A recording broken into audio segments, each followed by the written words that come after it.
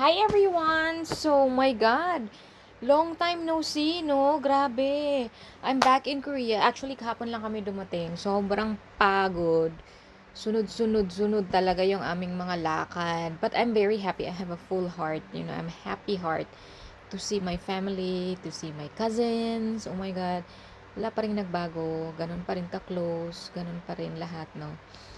And of course, I'm happy kasi nagpa-lab test din ako, nagpa-blood work ako. And then my liver is clear and healthy. Thank God. Syempre, update sa skin update. Nagkaroon ako ng pimple.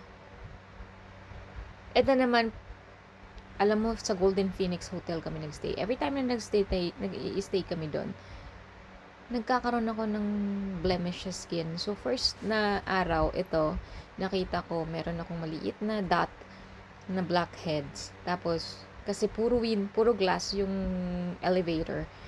Tiniris ko siya. Hindi ako nag-stop hanggat hindi ko mailabas yung blackhead. Hanggang sa nasugat na yung skin, and ito na nga siya. So, nagka-scar. And then, ito naman ngayon, pagbalik naman namin ng sindangan from going to Korea, naghilamos ako. Siguro yung water nila, hindi ganun kalinis. Kasi nagkakaroon talaga ako ng ano sa skin. So, ayun na, habang nag-uusap tayo, mag-skincare tayo.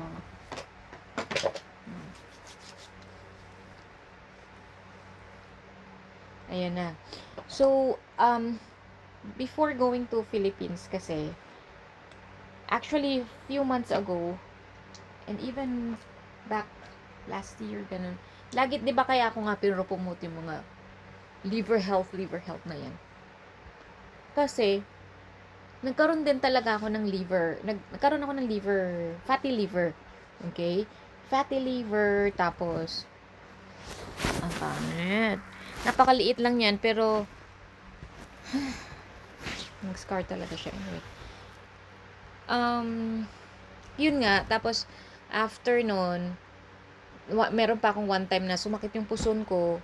Sobrang sakit ng puson ko. And then, dinala ako sa ospital. Kasi may period ako noon. Dinala ako sa ospital for check-up. No? Kasi bakit sobrang sakit ng puson ko from work. Pagdating ko doon, din nag-blood test, ganyan. Tapos, hindi ko na inantay yung result kasi nga, umuwi na rin ako. Medyo malayo yung hotel yung hospital kaysa sa bahay.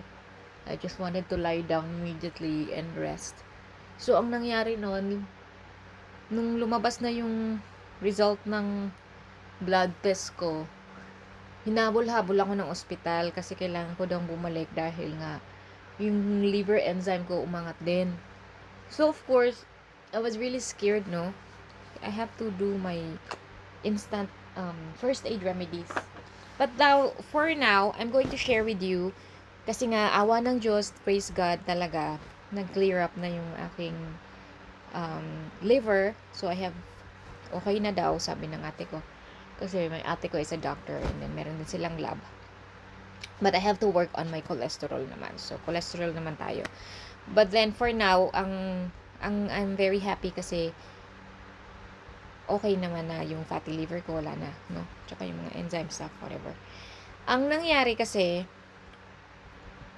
syempre, pabaya sa pagkain tayo, di ba? Ngayon lang naman akong year na to healthy living, di ba? Yung mga sinasabi ko sa inyo. Yung mga vitamins nga, sobrang kaming dalawang mag-asawa, very keen in taking care of it. And then, but of course, there are still days that you get to skip as well, you know. So, pero, i-share ko sa inyo kasi, did you know that liver is the only organ in our body na reversible, na pwede mo siyang i-reverse yung, hanggat hindi pa siya sobrang cancer ha, pwede mo pang ayusin, okay? Sabi mo pang ibalik sa healthy state. So, ang ginagawa ko, twice a week, nagle-lemon drink ako. Yung lemon organic drink na sticks, hinahalo ko sa water. At least, twice a week ako noon. Ihalo ko sa tubig na malaki. Meron akong, itong yung aking glass ng Starbucks. Water na malamig ako kasi pag lukewarm water or kapag hot water, nalalasahan mo talaga yung asim. Whereas kung malamig, hindi mo malalasahan yung asim. Don't put sugar. Okay? Ako hindi ako nag-sugar. Ito ang something no sa Philippines na naobserbahan ko. Magtiti sila, mag-sugar. Kape, sugar. Juice, sugar. No. Huwag kayong mag-sugar. Sugar is not good for your body. It's the number one killer talaga sa ating katawan is sugar and salt. Okay? So, kunyaring magtiti kayo, kahit mga green tea, ganyan, huwag kayong mag-sugar. Mas maigi yung mapait or maasim pag lemon. Yung nga nang kailangan ng katawan natin. Hindi naman natin kailangan i-please lahat yung palate natin. Okay? Kasi ang mga kailangan ng ating organ sa loob is iba, no? And so, after that, nagmi-milk thistle ako. Meron talaga ako ditong supplement na binili yung asawa ko for liver detox. Okay, I have 2 types. Yun ang iniinom ko for every day. Okay, 1 tablet. Yung isa actually dapat every after meal. Pero, nag-start ako noon, no, nasa work. Half-half lang kasi malaki yung kanyang caplet. Half-half. Tapos hanggang sa nung na-tolerate ko na kasi nga takotin din ako sa mga medicine. Pag sinabi mong medicine, medyo ano rin ako. So, nung nakita ko na okay naman sa katawan ko, hindi naman wala namang reaction na masama. Yun na, nag one caplet na ako every after meal. Tapos pag mararamdaman ko minsan na sobrang bloated ko, kapag nararamdaman ko na bloated ako, ganyan, iinom talaga ako ng liver detox ko. Okay, meron din yung dandelion something na extract. So, if you're interested with those things, no, na iniinom ko, you can message me and then I'll help you find them. Okay, and then I can buy it here in Korea and then I'll send it to you. Kahit na wala kang problema sa liver, is always important na yun, alam mo yung kailangan mo talagang alagaan yung iyong liver health kasi kapag ka ang liver health walang pinipili, kahit bata ka pa, kapag ka nagka-cancer ka, mahirap na talaga yun, irreversible na. Kaya hanggang reversible pa, kaya pa nating gamutin, kaya pa nating ibalik ang dating good health ng ating liver, kidneys, whatever. Alagaan nyo na. Okay? So, yan. Let me know. I can recommend to you good products na talagang nakatulong sa akin. Okay, sorry na putol kasi tumawag yung asawa ko. Nandun na siya of course, balik tayo. No? Back to business. So, nagpunta na siya sa isa sa mga suppliers. And there are some sale products. Of course, we have to get sale products. Yeah. And also, syempre pupuntahan natin si Secret Shop. But then, at later this week siguro, if not, weekend, no? So, dahan-dahan tayo. Dahan-dahan lang yung pagbabalik hanggang sa, kasi, sobrang ang daming nangyari, girls. Sa Philippines, sorry sa mga hindi ko na-replyan, no? As in, yung cellphone ko nagloko. Yung roaming ko hindi gumana. Tapos sa bahay namin, sobrang daming tao namin. Sobrang buong family namin nandun. So, hindi agawan kami sa signal. So, alam mo, wala na akong time makipag-awagawan sa signal. Sa kanila na lang. So, ginanon ko na lang na bakasyon ko. I don't want to be bothered. So, meron ako nare-reply mayan paminsan-minsan. But I know that I have to review. My inbox has like 45 messages, unread messages. Kailangan kong balikan yan isa-isa. But let's take it slow, okay? Life is so precious. We don't want to be bothered by stress. Okay? Life is stressful as itself. Okay? As it is. So, dahan-dahan lang. Take it easy. Okay? I will be back to all of you. I promise. And then, unfortunately, may boxes tayo. Yung mga biyahera ko, nakaka-stress. Hindi pala nila dinala yung boxes ko sa Philippines. So, ewan ko, may isa lang box na dumating. Tapos yung isa nandito, pagdating ko sa bahay, nakita ko agad yung isang box na iwan pala ng asawa ko, hindi pa pala pinadala sa biyahera. Tapos yung ibang boxes na nasa isang biyahera, hindi rin pala niya inuwi sa Philippines. Oh my God, na-stress ako. So yun, kailangan nating asikasuhin yan ngayon para makauwi sila sa Philippines. It's good to see Philippines again, no, after a long time. I haven't been there for 7 years. Since 2019. And then COVID happened. And then until 6 years siguro, 6 to 7 years ganun. So of course, nag-observe ako kung anong mga bago, pumasok ako sa malls, ang nabas ang masaya din kasi may mga pagbabago na, no, mga bagong building sa Sindangan, maganda na, hindi na katulad dati. And then, sa cities naman, meron na ding marami na ring improvement, pero marami pa ring slums sa Manila. Okay, sa Pasay area, ang dami pa ring slums. Ang daming badyaw ngayon. Everywhere. They're everywhere. They're all over Manila. They're all over Sindangan. I don't know what happened. But they're everywhere. Okay, there's a lot of beggars nowadays in the Philippines. Alam ko na wala na yung mga beggars before, pero ngayon nagsibalikan na sila. Sobrang dami ulit nila. And then I went to Watson's. Of course, kailangan natin pumasok ng Watson's to check on their products. Okay, Watson's Dipolog and Watson's Cebu and Sindangan, pinasok ko rin. Tapos pumasok din syempre ako sa Watson's ng Manila. Okay, sa anong tawag doon, sa MOA. Okay, it's good to see a lot of Korean products na rin on available sa Philippines, but they're really expensive, no? Sobrang expensive siya. Yung Dr. Jart, binidyo ko nga dapat yun eh. Pero, hindi ko natapos kasi ano na naman yung anak ko. Nagsinumpong na naman yung anak kong si Noah. Ayaw niyang magtagal kami doon sa MOA. Tagto 2,000 plus. Yung maliliit. Alam mo yung Dr. Jart na serum na binibenta ko? Grabe, 2,000 plus ha. Grabe siya. 2,800, 2,700, 1,000 plus. And then, yung ibang products naman, okay naman, pero makikita mo pa rin talaga na low quality, no? Lalo na pag sa Dipolog Mindanao, or Sindangan, yung Watson's nila doon, halos wala kang makita. Wala kang mabili kasi halos naging grocery na siya kasi mas marami pa yung tinitinda nilang pagkain kaysa sa mga cosmetics. Unlike here in Korea, sa Olive Young Fries, of course, we can never compare naman Korea, which is a first world country, to a third world country. But then again, nasanay na kasi I'm based here na, and it's been a long time na rin na hindi nakauwi.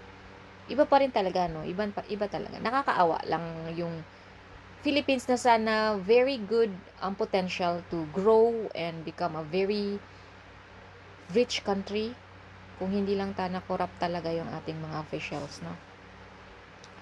And also, pati sa mga food, sa chicharia, syempre nandun pa rin yung mga pagkaing childhood na kinalakihan mong mga pagkain.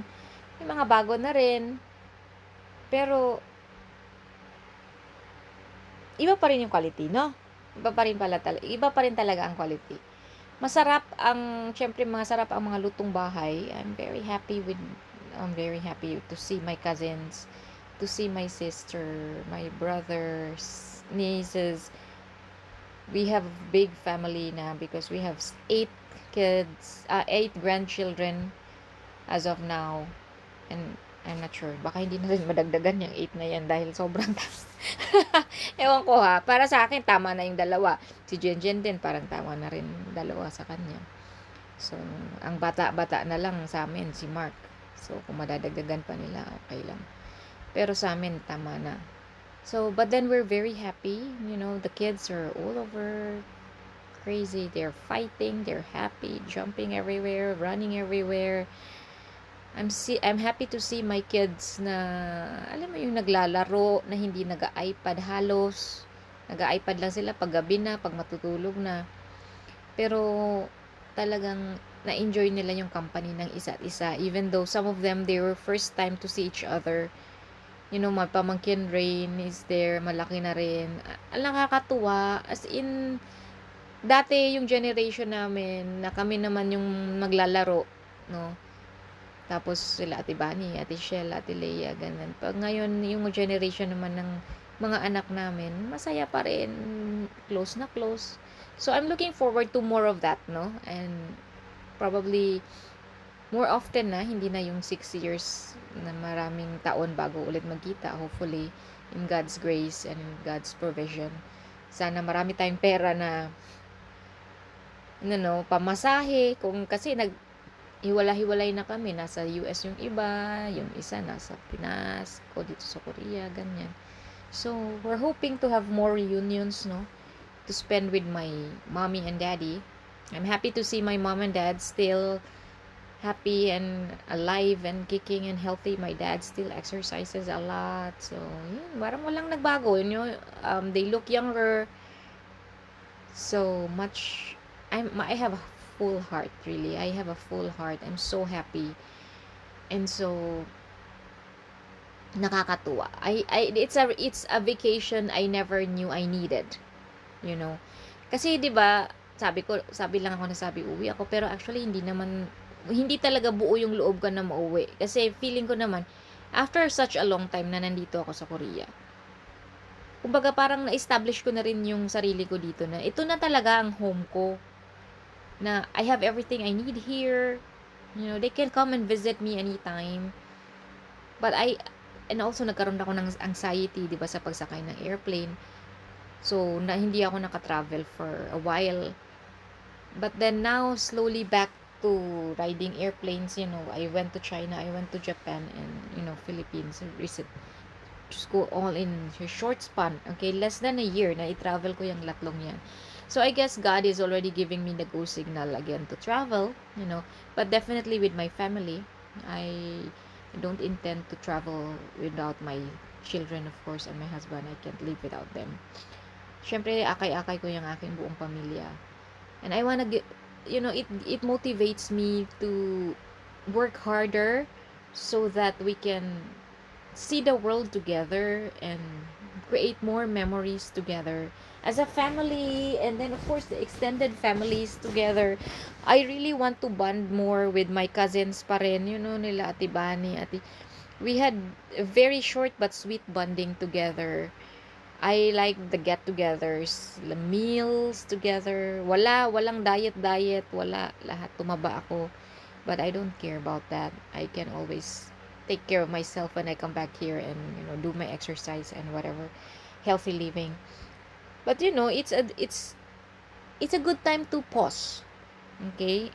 Pause your stressful life and just enjoy and lang namnamin mo yung togetherness na minsan na lang. We used to see each other a lot when we were young, growing up, no? Especially nung nasa Philippines pa kami. Kapag bakasyon, lahat talaga umuwing sindangan, magkakasama, ganyan, ligo ng dagat. Pero ngayon, ang dami na ring magagandang resorts sa Philippines. So, pressure. Gusto rin namin syempre na pagandahin yung sa amin.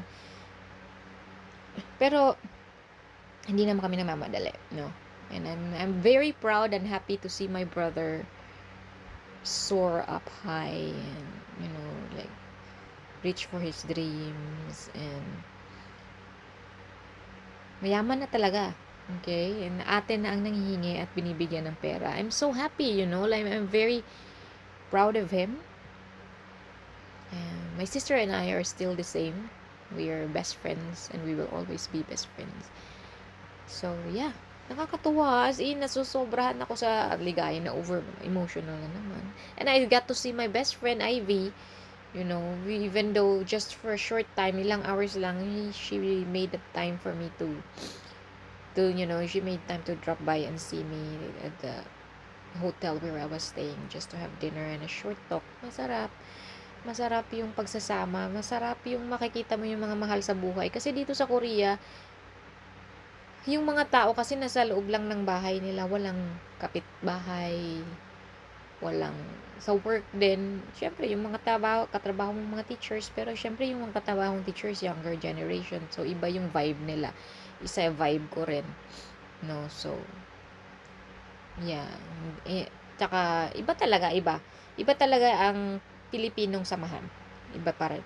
So, but then, I can see that marami pa rin pwedeng mas ikagaganda pa ang Pinas. No, malayo pa ang mararating ng Pilipinas. Siguro wala na tayo sa mundong to before it could actually happen. But yeah, there's hope. And I'm happy and more motivated. Okay, I'm happy and I really want to share more. Hindi ko na-meet yung aking mga classmates sa sindangan. Sorry kaayo ha, kay sobrang busy na mo. Grabe, adlaw-adlaw na ay buhaton. So, tapos ang init-init pa, nakakarindi lumabas ba? Ay nako, nakakarindi lumabas talaga. Pag lumabas ka ng bahay, talagang, ang init-init. Init din dito sa Korea, pero iba yung init nila ngayon dun sa Philippines. Yung para kang niyayakap ka ng humidity. Yung dito sa Korea, init na para namang, yung init na masakit sa balat din ngayon sa summer. Pero pagpasok mo sa bahay, malamig pa rin naman. Kaya pa ng electric fan. Sa sindangan, grabe, hindi kaya ng electric fan din. Pagpasok ka ng kahit ng aircon, minsan sobrang init talaga. So, nakakawalang ganang lumabas ba? Kahit nasa kwarto ka lang. Parang hindi, I miss the comfort of my home. I miss the comfort of, like having clean water. iba pa rin talaga yung clean na maraming tubig na lumalabas, no. But I'm happy my kids get to enjoy it as well, and even my husband, really yummy foods. So there, balik tayo girls sa ating regular programming, dahan-dahan. For now, siguro yun muna yung sa liver, kasi ngayon ang pinaka best news for me, for my health, no. Thank you Lord talaga, praise God. I was able to reverse my fatty liver and the liver enzymes back to normal. So I feel lighter, and I continue, and I intend to continue doing what I'm doing, like the detox of my liver every time, even though sabihin pa na, okay na, hindi naman tayo titigil, kasi kapag nagpabaya tayo, babalik ulit yan, 'di ba? Babalik ulit siya. So kailangan dire-diretso. And if you need help for your liver, let me know. I can recommend to you good products na talagang you will see result. That will yield you results, no? Hindi yung mga products na tatagain ka lang tapos wala namang nangyari. Okay? But of course, it really requires also like commitment. It requires commitment na kung ganun kasi dapat, no? Katulad ko, kunyari, dati, sabi ko, ayusin ko yung face ko. Gusto kong mawala yung mga pimples, scars, everything. Talagang tinodo ko yung aking effort, no? Pag sinabi ng doktor na may problema yung liver mo, ay gagawin ko ang lahat para maibalik, dahil ayokong uminom ng gamot at ayokong magpa-opera or something else. So, kapag ngayon, katulad ngayon, ang sabi naman ang aking blood test is cholesterol and low blood pa rin. So, I need to work really and find some ways and foods healthy foods that can help, like alleviate and improve my liver. My cholesterol level, and of course, my blood. Kasi nga, anemic ako. And exercise a lot. Importante talaga mag-exercise. Naku, importante na hindi enough yung lakad-lakad lang. Hindi naman ako intense mag-exercise, pero I make sure that I get to move, no? Kasi yung asawa ko, 'di ba, sobrang taba noon. Tapos awan ng Diyos na i-reverse din niya yung kanyang cholesterol through exercise without having to take medicine. So, hanggat kaya na huwag muna tayong maintenance, no, ng mga pang high blood or pang kung ano-ano. Gawin natin ang kaya natin gawin para maging healthy ulit. Mahaba pa ang ating lalakbayin. We have a long way to go to live long, meaningful, happy life. That's what we aim for.